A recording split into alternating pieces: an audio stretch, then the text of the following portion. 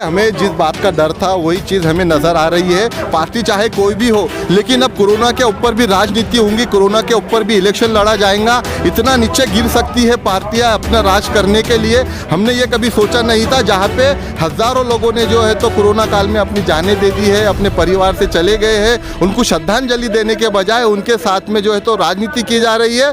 इस यहाँ से शुरुआत हुई थी, वहाँ से शुरुआत हुई थी। हमें ये नहीं देखना है अब हिंदुस्तान कितना बैकफुट पे आ चुका है, हिंदुस्तान कितना पीछे जा चुका है, हमें उसे आगे लाने की बात करना चाहिए। सरकार चाहे कोई भी हो, प्रधानमंत्री चाहे कोई भी हो, हम तो यही कहेंगे हिंदुस्तान जिंदाबाद।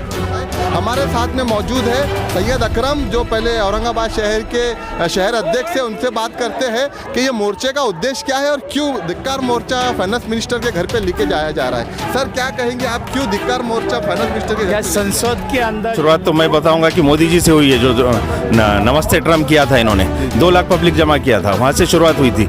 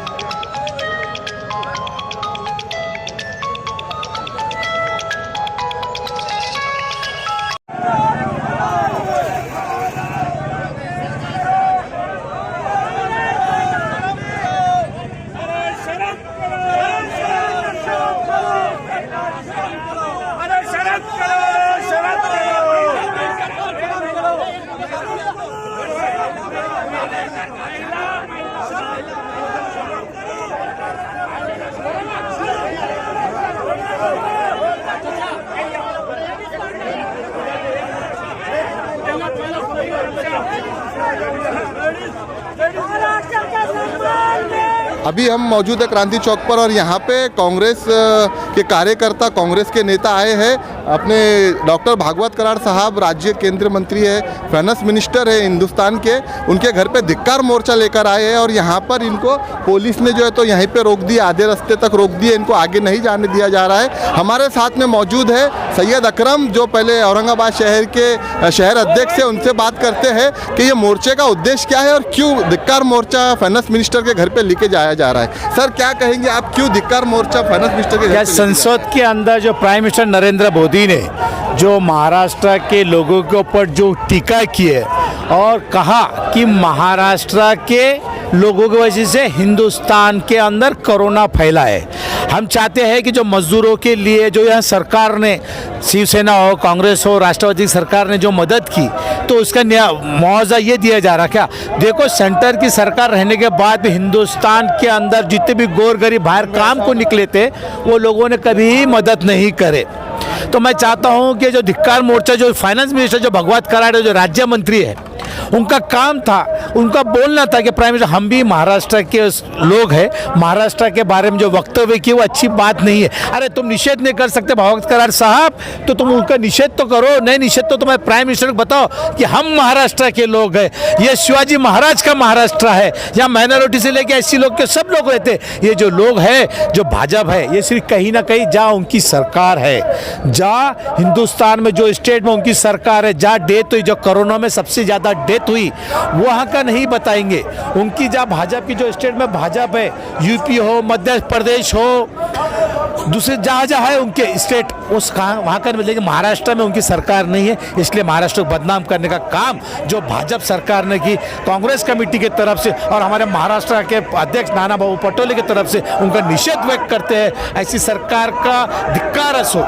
लेकिन सर मिलके यहाँ पे उन्होंने महाराष्ट्र के बारे में कहा है और महाराष्ट्र में जो सरकार है, सेना, राष्ट्रवादी और कांग्रेस तीनों की आघाड़ी के साथ में सरकार है, लेकिन यहाँ पे सिर्फ मेरे को कांग्रेस नजर आ रही है। तो ये सिर्फ कांग्रेस का प्रोटेस्ट है या पूरे सरकार का प्रोटेस्ट? ये सिर्फ सिर्फ कांग्रेस का प्रोटेस्ट है। जो नाना पाटोले साहब हमारे जो प्रांत अध्यक्ष है, उन्होंने शहर अध्यक्ष और जिला अध्यक्ष को आदेश दिए कि ये प्रोटेस्ट करना चाहिए, महाराष्ट्र के आवाम की आवाज़ उठाना चाहिए।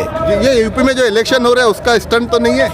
देखो, यूपी का स्टंट वो लोग करते, जातिवाद का राजकारण भाजपा सरकार करती, ध्रुवीकरण करने का काम जो लोगों को उचकाया हुआ है वो भाजपा के लोग हैं।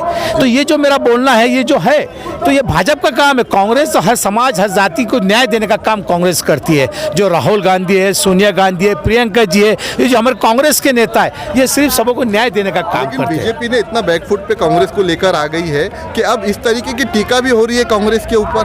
देखो, आपको धिक्कार मोर्चे लेके जाना पड़ रहा है। आज़ादी से लेके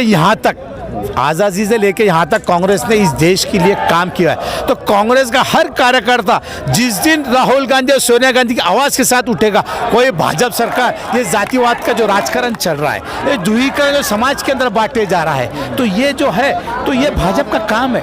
भाजपा का वोट बैंक पूरे देश में नहीं है, जो मोदी मानने वाले लोग पूरे देश में नहीं है। ये सिर्फ डिवाइड एंड रूल जो अंग्रेजों की सरकार थी, जो अंग्रेज जैसे करते थे, हर समाज को डिवाइड करो, हिंदुस्तान को डिवाइड करो, तो ये राजकारण जो है भाजपा सरकार का है। हर समाज के लोगों को डिवाइड करना और अपना वोट बैंक को लेवल करना। हमारे साथ में वाई के बिल्डर मौजूद है, इन्हों भी कांग्रेस से आते हैं। इनसे बात करेंगे कि क्या वजह है कि कांग्रेस को अब जो है तो ऐसे आंदोलन भी करना पड़ रहे हैं, धिक्कार मोर्चा फाइनेंस मिनिस्टर के घर पे लेके जाना पड़ रहा है। कांग्रेस की जो अच्छा काम करने के बाद भी जो महाराष्ट्र में बदनामी हुई, खासतौर से संसद में मोदी जी ने किया, उसके लिए हम लोग आज रोड पे आके उनको जो है तो उसका निषेध कर रहे हैं। तो मुझे ये बताइए, मोदी सरकार से भावुक करने का काम किया है और उसका फायदा उनको यूपी में नहीं मिलेगा? नहीं, वैसी बात नहीं है। देखो, जो बात वो गलत कर रहे हैं उसका निषेध तो करना जरूरी है। उसका फायदा होगा ये नहीं होगा, वहाँ के लोग खुद समझेंगे। चाह रही है, आप वो कर रहे हैं, ऐसा दिख रहा है हमारे को। नहीं तो जो लोग समझते हैं, समझ रहे हैं ना, महाराष्ट्र में जो अच्छा काम हुआ वो देख रहे हैं ना लोग, उन्होंने जो अच्छा काम किया उसके बाद बदनामी कर रहे हैं, ये लोगों को समझ में आ रहा है बीजेपी कितनी गलत काम कर रही है। उसकी वजह से लोग खुद समझदार है, उस हिसाब से रिजल्ट खुद बताएंगा कि बीजेपी की क्या हालत होने वाली यूपी में। कोरोना काल में महाराष्ट्र सरकार का काम कैसा था? जैसे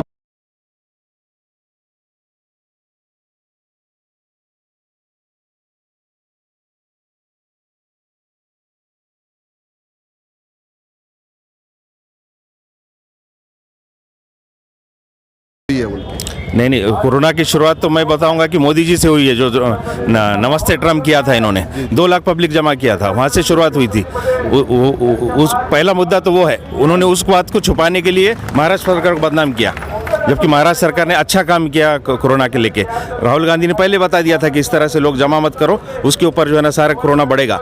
उन्होंने बिल्कुल वो बात को नज़रअंदाज करते हुए इतने लोगों को जमा किया था वहाँ पर। चलिए, हमें जिस बात का डर था वही चीज़ हमें नज़र आ रही है। पार्टी चाहे कोई भी हो, लेकिन अब कोरोना के ऊपर भी राजनीति होंगी, कोरोना के ऊपर भी इलेक्शन लड़ा जाएगा। इतना नीचे गिर सकती है पार्टियां अपना राज करने के लिए, हमने ये कभी सोचा नहीं था। जहाँ पे हज़ारों लोगों ने जो है तो कोरोना काल में अपनी जानें दे दी है, अपने परिवार से चले गए हैं, उनको श्रद्धांजलि देने के बजाय उनके साथ में जो है तो राजनीति की जा रही है।